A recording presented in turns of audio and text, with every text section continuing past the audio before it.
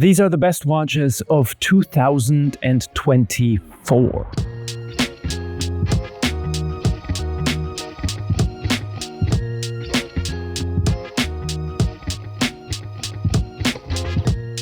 So the year in watches was quite exciting. So we're going to start right off with the first and probably the most quirky watch that I have ever seen. And this is the Oons Retrovision 47. A watch that is made out of titanium and has a shape of an old radio and just looks quirky, especially with all the colors that are going on the watch. It's just a super quirky watch. I've done a video previously on my favorite picks from Geneva Watch Days 2024, and this was the one that stood out to me because it was so different, so quirky, kind of cool to wear on the wrist. And on the topic of square watches, we have to talk about one watch that honestly I did not want to like, but I kind of really do like. And that's the cubitus. Patek Philippe just recently, a couple of weeks ago, launched a completely new model, and they rarely do this. The cubitus is a new sports watch by Patek Philippe, launched in 3 different kinds of variants: a steel and gold, and a full platinum with a leather strap or textile strap version. And it's a square watch. Well, not really square, but squarish shaped. Cool thing that I found about this watch was the inspiration, or maybe not inspiration, from the Nautilus. Because kinda has some inspiration from the Nautilus, but then again, it's a little bit different. If you followed the channel for quite some time, and if you follow me on Instagram, you might know that I am very much into these types of watches, the quirky ones, the ones that not everyone really likes and wants to wear. And therefore, this thing I did not want to like. But I went to my local dealer, checked it out, put it on the wrist a couple of times, and I must say, I'm a fan. I really wear this. I have to already think about what kind of strap I put onto it and how I'm gonna go about doing that. But then again, I might even wear it on the integrated steel bracelet as well, just for a while, until I find a solution for the leather strap or a rubber strap or something that matches what I do on a daily basis. Because let's be honest, running the Hirsch company and not wearing one of our products is kind of not good. I like the model. I say it here on record. I do like it. I'm excited what they're going to do with the model in the future. I cannot finish the year without talking about another Patek. A Patek Philippe weekly calendar watch. A special limited edition of 20 pieces created for the 50-year anniversary of the partnership of the Juwelier Heldwein in Vienna and Patek Philippe. A magnificent piece and super limited. It's made out of steel, and it has this very rich, very classy Bordeaux colored dial, similar to the sweater that I'm wearing today. A really, really cool watch. In my opinion, I've been following Patek Philippe for quite some time, and rarely do they do special editions in steel. This is, to my knowledge, the first weekly calendar special edition that they have ever done. A really, really cool watch. I had the opportunity to put it on my wrist and play around with it, and it's really a magnificent watch. Kudos to both partners in this special edition, Patek and Heldwein. It turned out really magnificent. I think it's one of the coolest watches that came out in 2024. We're done talking about Patek. Now we have to talk about a couple of other brands. Before I enter the space of more affordable brands and more affordable watches, there's one watch that I'll probably never get. I just really, really like. And that's Devon, their new Starry Seas aolite. I adore this watch. I adore the brand for what they're doing right now, making their watches a tad bit smaller to fit wrists like mine. Smaller wrists.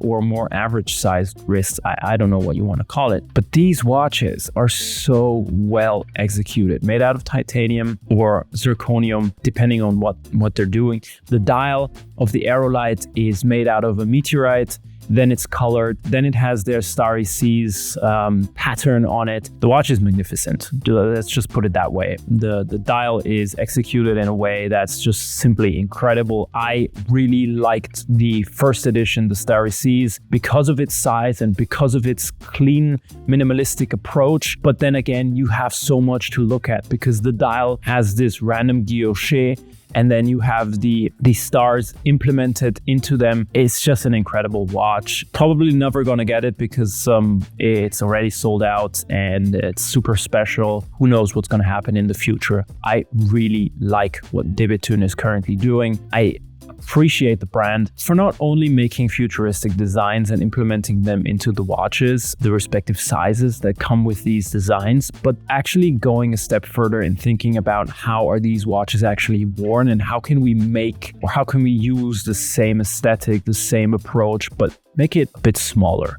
Really cool watches, really well executed, and I can't wait for the next Geneva Watch Days to go to the booth, check out their new releases, and hopefully at some point they will have something that I will pull the trigger on.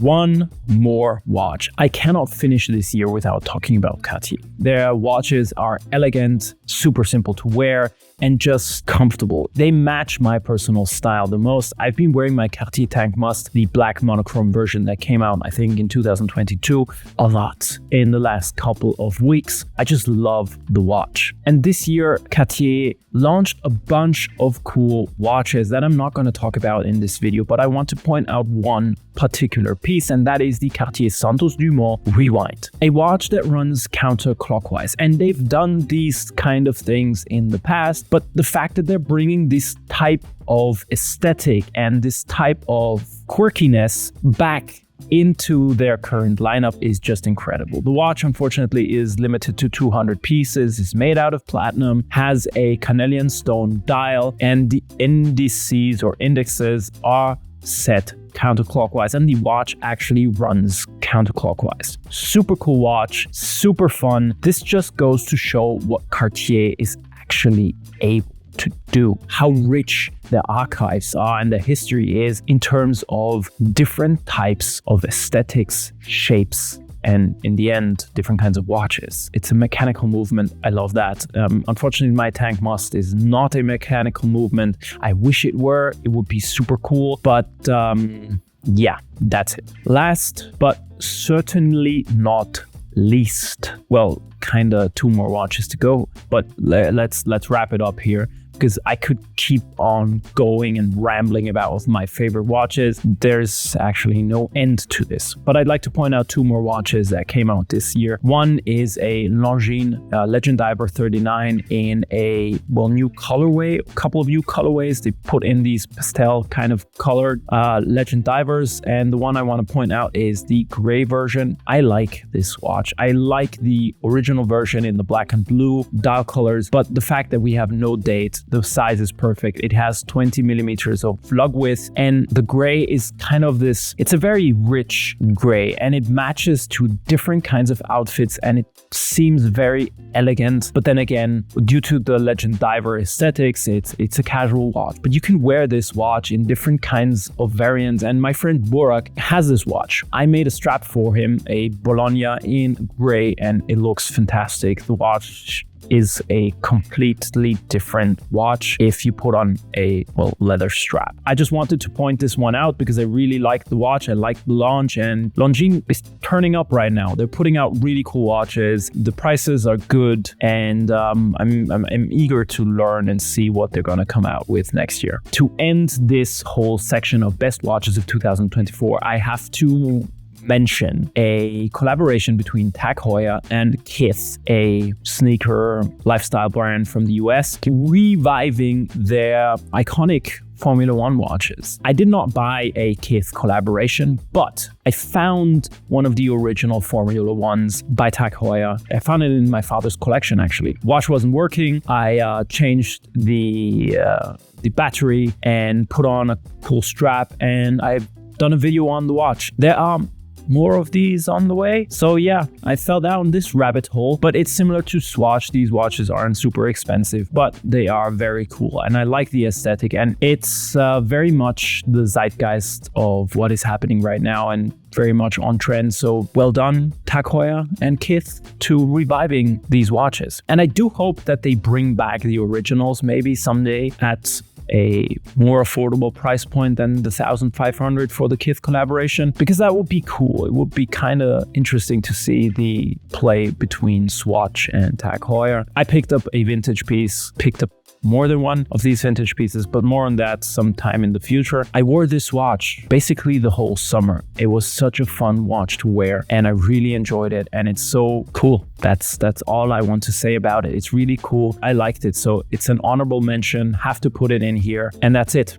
That's my roundup of the best watches of 2024. I really enjoyed this year. It was quite challenging to be quite frank, and there were tons of watches released. I at some point felt really overwhelmed with all the new watches that came out, with all the fairs that I went to, with keeping up with everything that's new. It was kind of challenging. I know it's part of my job. There was some point where I did have watch fatigue and actually didn't want to watch or look at any watches anymore, but I'm back, I'm sort of back and really enjoy it, and therefore I made this video. I hope you enjoyed it. Have some great holidays, enjoy them, have some time off, and I'm really excited for the coming year. So we'll see us next year. I don't know when this video is coming out, but we'll see us soon, I guess.